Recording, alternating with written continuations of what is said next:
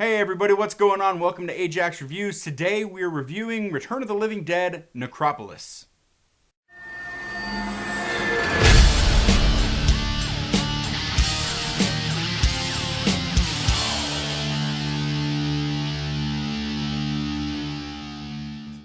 Before I get too far into the video, I just want to remind you guys, if you enjoy the content, to please like, comment, subscribe, share it around with your friends. Let's get this out there, man. Thank you.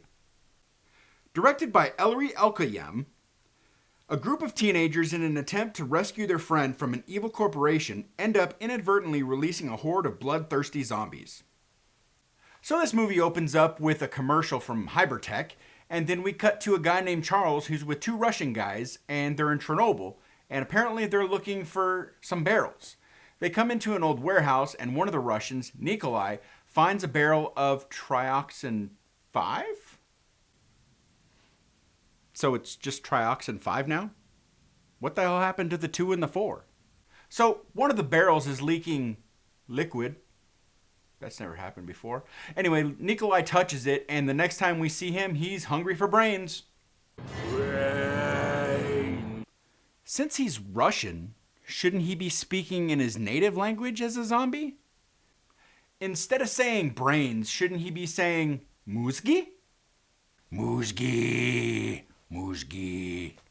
So Nikolai takes a bite out of his buddy, and then Charles pulls out a gun and shoots him in the head. Wait, hold on, rewind. I call bullshit. This is a Return of the Living Dead movie, right? Zombies don't die in these movies. Not unless it's by cremation or electrocution. This is bullshit.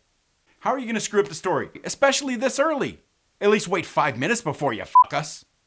Who knows, maybe trioxin 5 is the Walmart brand of 2,4,5-trioxin. Either way, this is bullshit. I'm pissed. So now we see a man and a woman in a car crash, and then Julian wakes up, and before he goes to school, he has a short conversation with his uncle, Charles, the guy from before. Hey, yo, Becky! Hi, Julian! No, look out for the... Becky's kind of cute. So while Julian's at school, the teacher starts talking about Hypertech, and Julian gets up and storms out of the room. Turns out the people in the dream were Julian's parents, and they were volunteers for Hypertech, and they died while volunteering. Okay. So now Uncle Charles is in his lab, and he gasses an arm, and to no surprise, the arm comes to life. But here's a question. Since you're changing the narrative of this movie and killing zombies by shooting them in the brain, how the fuck are you going to kill the arm? Now we are treated to a dirt bike montage where Zeke challenges Julian to jump his bike. Julian bitches out, so Zeke's like, let me show you how it's done, bitch. And then he eats shit. Moron. That's what you get. So Charles continues running tests on zombies. This one in particular, they're trying to make look like scuzz from the original Return of the Living Dead.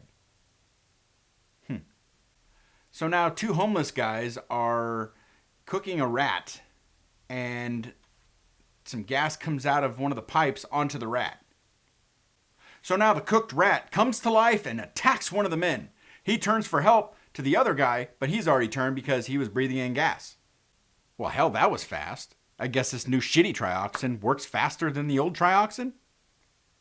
So Julian's at the hospital trying to visit Zeke. He's told that Zeke died. Then he gets a call from Katie who says Zeke is at Hypertech. And so they hack into Hypertech using MS-DOS and find out that Zeke is on the list of subjects. So now we get an Ocean's 11 style heist montage set to a popular song from Godsmack.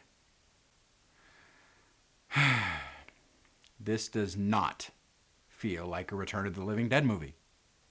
So Katie pauses the cameras and allows her friends to come in. They encounter the 2 homeless guys and dispose of them quite easily. I mean, this cast is pretty weak. No wonder they dumbed it down, because these punk asses wouldn't have lasted 2 seconds in any of the original 3 movies.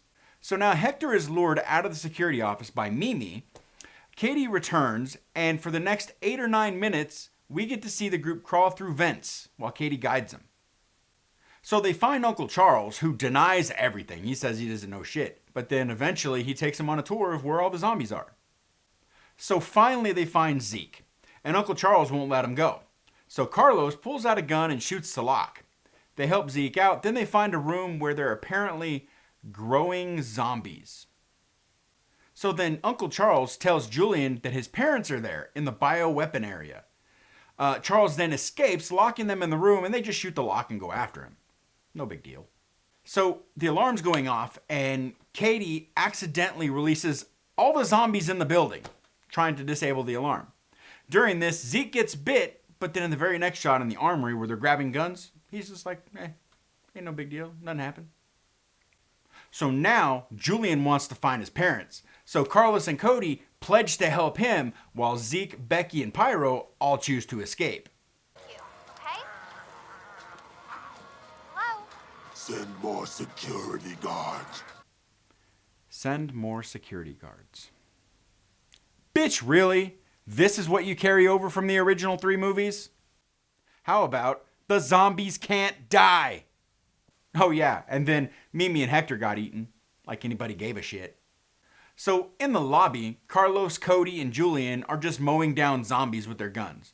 Now apparently, you can shoot them anywhere and kill them, and you can also break their necks to kill them. Oh man, I need an Advil. Oh, my head hurts. And then Carlos gets eaten. Good riddance to that shit. So now in the parking area, Becky, Pyro, and Zeke are getting into a car. A zombie grabs Pyro, Becky pulls out a taser, tases Pyro, sends the electricity through Pyro into the zombie, and knocks it out. So you can tase him now? So finally Zeke turns, and he attacks Becky, and that causes her to crash. So now Julian finally finds his parents in display cases. And they look like Borgs from Star Trek. Really, they look like Borgs. So then Charles comes in and releases the Borg parents. They come out of the display cases, and the dad has miniguns for hands, while the mom has like a saw and some other shit. So now Katie shows up and saves Julian from some random zombie. And then Becky and Pyro wake up, for Pyro only to be eaten by Zeke. So then Becky grabs Pyro's flamethrower. Yeah, little kid had a flamethrower. And torches Zeke and all the other zombies around until Katie shows up in the car and rescues her. So as they're getting away, the Borg parents show up and the dad starts shooting and just destroys the shit out of the Hummer with his miniguns. And then Becky grabs a grenade, tosses it out the window, and blows up Daddy Borg. So then Mommy Borg shows up and goes after Becky and Cody, while Zeke and Julian have a fist fight. Then Julian blows up Zeke and Mommy Borg gets electrocuted. So now the SWAT team shows up and just lays to waste all the remaining zombies.